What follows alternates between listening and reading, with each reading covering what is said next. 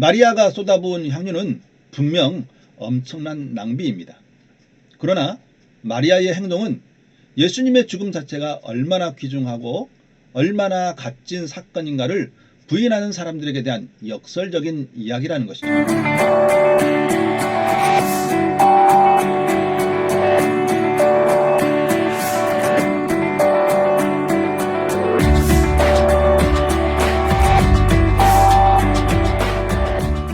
여러분 안녕하세요. 반갑습니다. 한수성 목사입니다.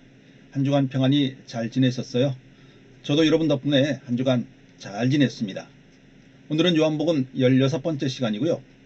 본문 요한복음 12장 1절에서 11절까지 내용으로 그 무엇과도 바꿀 수 없는 이라는 제목으로 함께 은혜를 나눠보려고 합니다.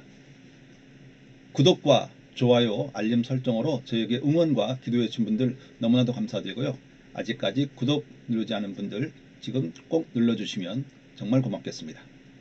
자, 오늘 본문 12장 말씀을 보면 요한복음 12장은 마리아가 향유로 예수님의 발을 씻기는 그런 이야기와 또 예수님께서 나귀를 타고 예루살렘에 입성하는 이야기, 그리고 헬라인들이 예수님께 찾아오는 독특한 사건들이 기록되어 있습니다.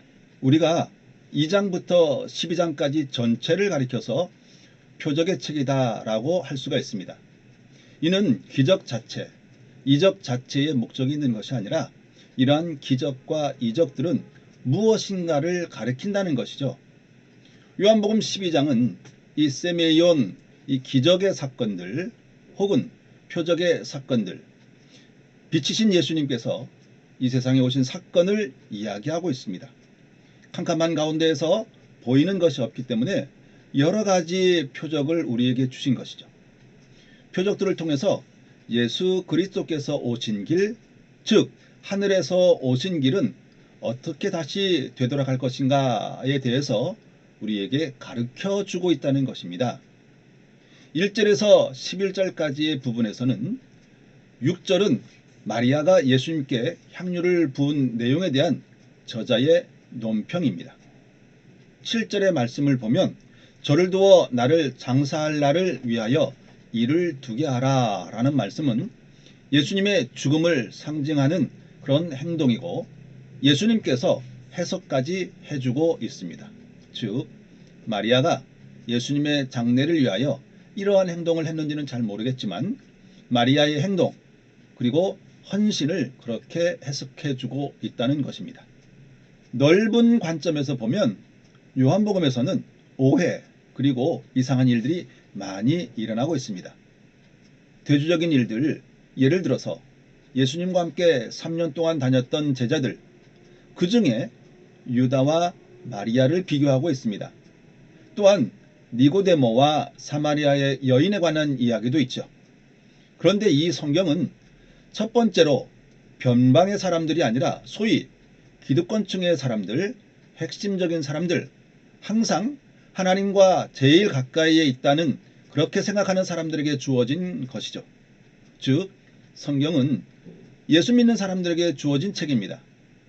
구약 성경만 하더라도 바벨론 사람들에게 주어진 것이 아니라 유대인들에게 주어진 책입니다. 그렇다면 이렇게 주어짐을 통해서 항상 그 이루고자 하는 말은 당신들이 이미 알고 있고 배우고 지금까지 살아왔던 모든 것 자체가 하나님께서 지금 이야기하고자 하는 바와 비교해 볼 때에 얼마나 근거가 없고 얼마나 잘못된 전통, 얼마나 잘못된 인간의 유전에 의해서 신학을 세워나가고 있는가 하는 것을 심각하게 비판하고 또한 야단치는 것이 바로 성경입니다. 예를 들면 예수님께서 3년 동안 심하게 갈등을 빚었던 사람들은 누구일까요? 바로 유대주의의 대표적인 종교 지도자들이었습니다.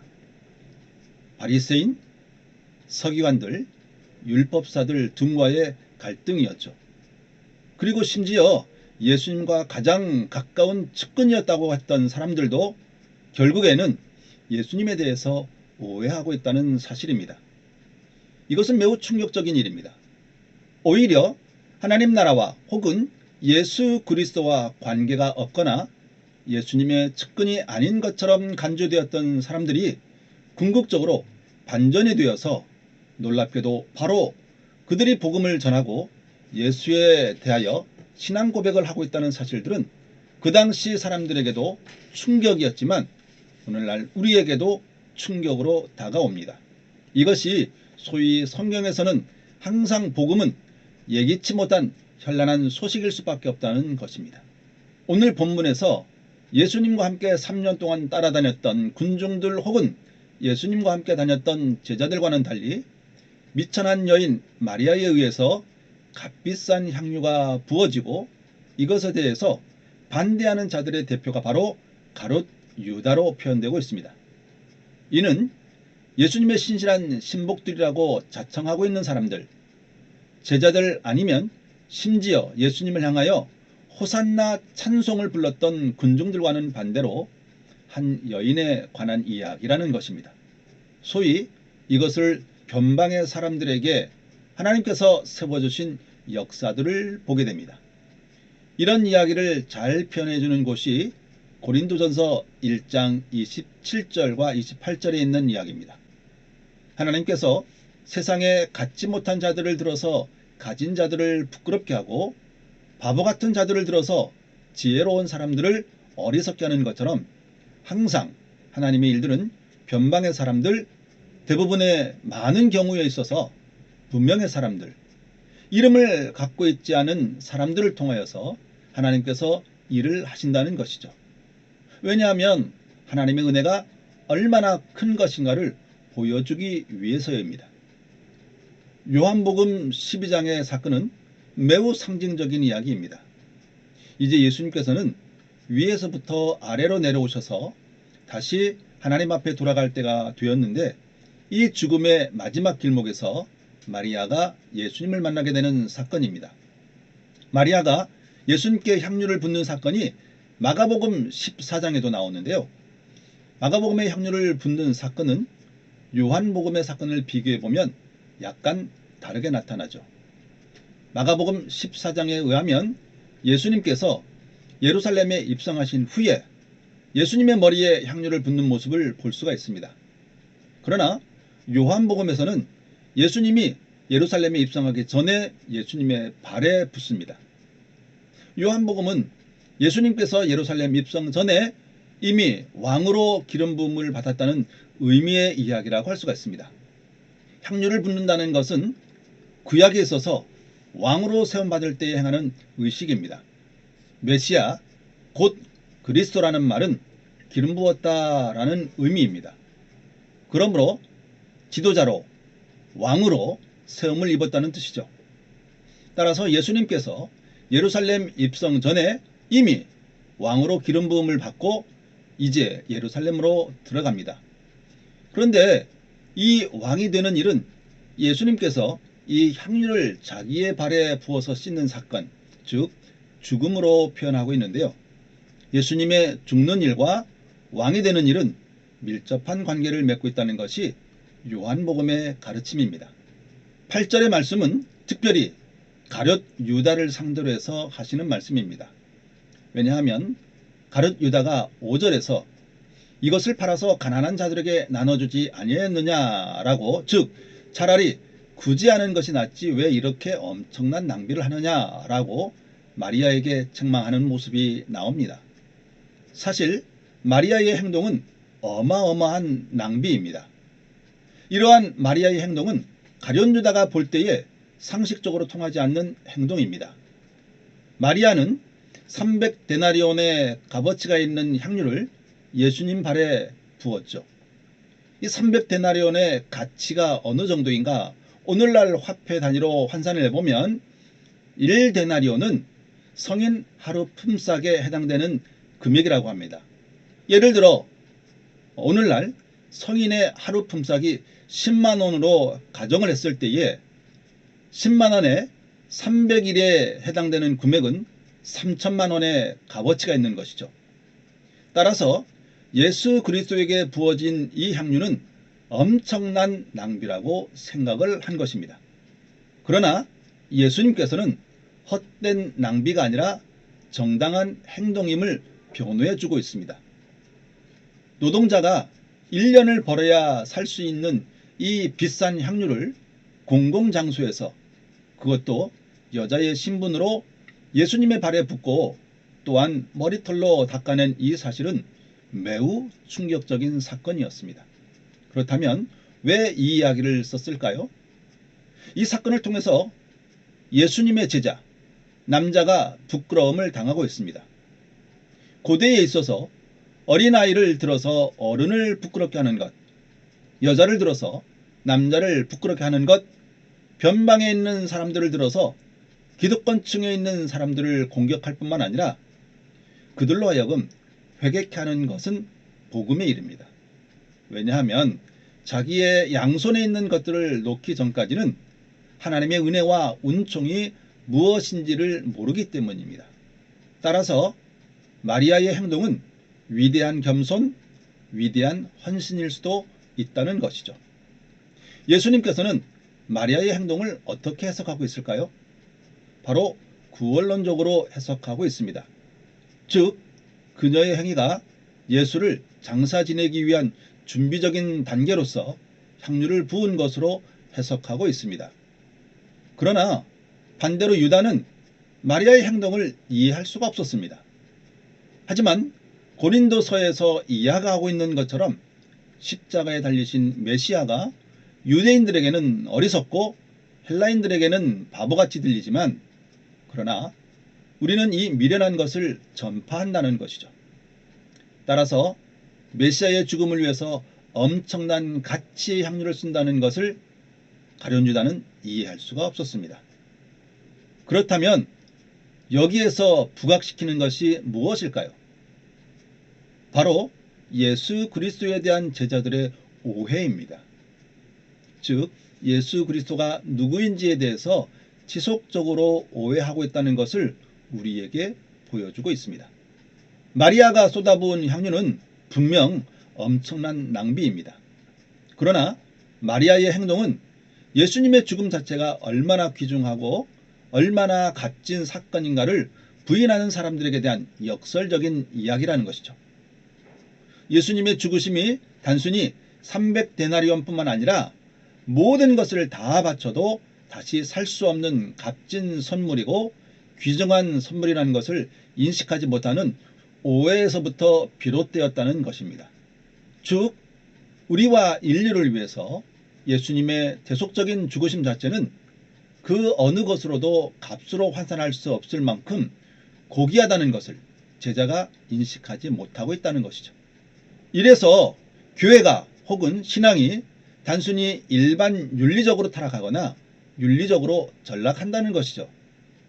교회는 단순히 윤리를 배우러 오는 곳은 아닙니다. 그런데 교회 안에 대부분 많은 이야기들은 윤리적으로 도덕적인 이야기들을 하고 있습니다. 좋은 의도든지 아니면 나쁜 의도에서든지 유다는 그랬습니다. 향유를 팔아서 많은 가난한 사람들에게 나누어 주어야 한다는 유다의 생각은 아주 좋은 생각일 것입니다. 예수님의 죽으심 자체가 우리가 예수님과 관계를 맺고 예수님과 합하여 죽고 예수님과 합하여 산다고 한다면 예수 그리스도의 대속적인 죽으심이야말로 이 세상에 천하를 주고도 살 수 없는 가장 고귀한 사실들을 인식해야 하는데, 이것을 인식하는 사람들이 많지 않고 부인하는 사람들이 많다는 것입니다. 그러면 신앙생활은 윤리적인 종교로 전락하고 만다는 것이죠. 그러나 여기에서 또 다른 이야기를 합니다. 예수님께서 자기의 장례를 위해서 부은 것은 예수님은 단회적인 죽음을 말해주고 있다는 것이죠. 그렇기 때문에 어마어마한 향유를 쏟아부은 것은 아주 잘한 일이라고 말씀하고 있습니다. 왜냐하면 예수님께서 해석하시기를 나의 죽음이 이 세상의 그 어느 것으로도 살 수 없는 가장 고귀한 것이라는 인식하는 행위가 나를 따르는 사람들에게 있어서 가장 중요하다라는 것이기 때문입니다. 그런데 유다는 가난한 사람들에게 주지 아니하겠느냐라고 이야기할 때에 그 말이 좋은 의미라고 할지라도 그 경우는 맞는 말은 아니었습니다. 그래서 예수님의 대답이 8절 말씀이죠. 이 말은 자선하고 구제를 베푼다는 미명 아래 정작 믿어야 할 예수가 누구인지를 알지 못하는 것은 어리석은 일이라는 것이죠. 오늘날 교회의 우선권은 하나님이 어떤 분이시고 예수님이 어떤 분이시고 왜 그분이 우리에게 오셨고 그분이 우리를 위해서 대속적인 죽음을 당하셨고 우리가 그분을 믿지 않으면 안 되는가 하는 가장 본질적인 문제가 되어야 합니다. 그 이야기가 교회 안에서 들려져야 한다는 것이죠. 왜냐하면 복음이 기술되고 복음이 전파되는 곳이 교회이기 때문입니다. 많은 경우에 교회에서 복음이 들려지지 않고 있다는 것은 우리의 마음을 아프게 하고 있습니다.